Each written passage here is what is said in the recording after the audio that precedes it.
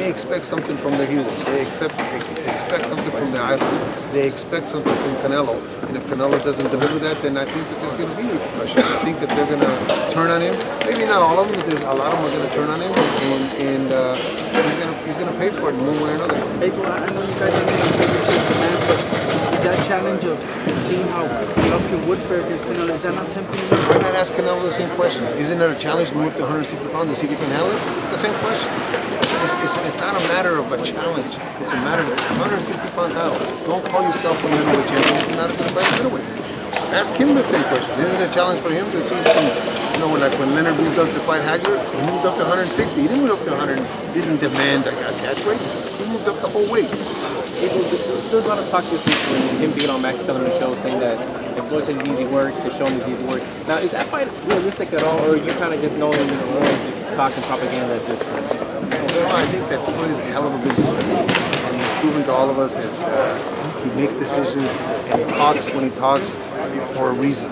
He's been mentioning Golovkin, maybe he has in mind. I don't know, I'm not in Floyd's head, but from day one, Golovkin's always said that his dream fight was against Floyd. Mine was against Chavez. If Floyd decides that he wants that's that challenge that you're talking about, okay? He wants the challenge, he wants to move up and challenge a 160-pounder. And for Floyd, we would drop down 154 because I think Floyd deserves that. Canelo doesn't deserve that. Floyd deserves that because of what he's done. He would drop down 154. Now, we'd be given an advantage of Floyd, but I think that's the kind of fight that would be interesting. It would be interesting. Could he have the power that he had today? Maybe not. So as a trainer, when you think about that fight, how do you envision it playing out? And what happens at the end? I see a decision. I see a decision just because Floyd is such a master of what he does. I see a decision because we're going to drop down 6 pounds and give him a slight advantage. Maybe the power will be there, but I see Floyd doing what Floyd does and it being the kind of fight that could happen twice. It's hard to imagine without his power. Well, 6 pounds is a lot. You start to Golovkin today. Golovkin is struggling to make 112.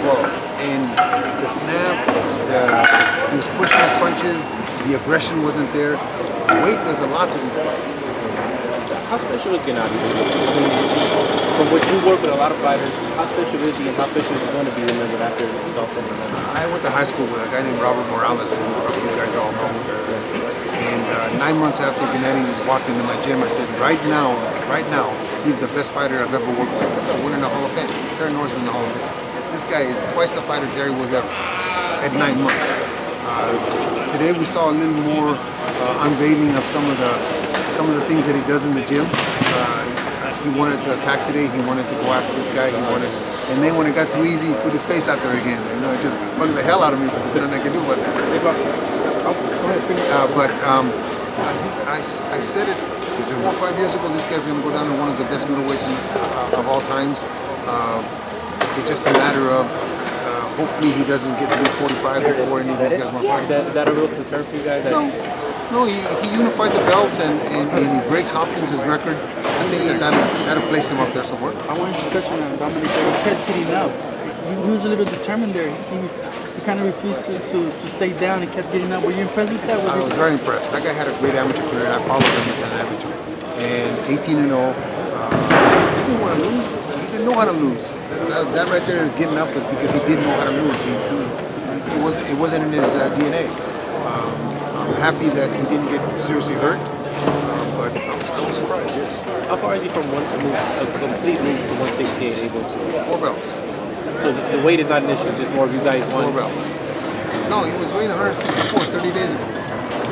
When he did the 30-day weigh, he weighed 164. And then when we got here at the Dodger game, the Monday after the Sunday Dodger game, last Sunday, we weighed 162 when we started the run in the morning.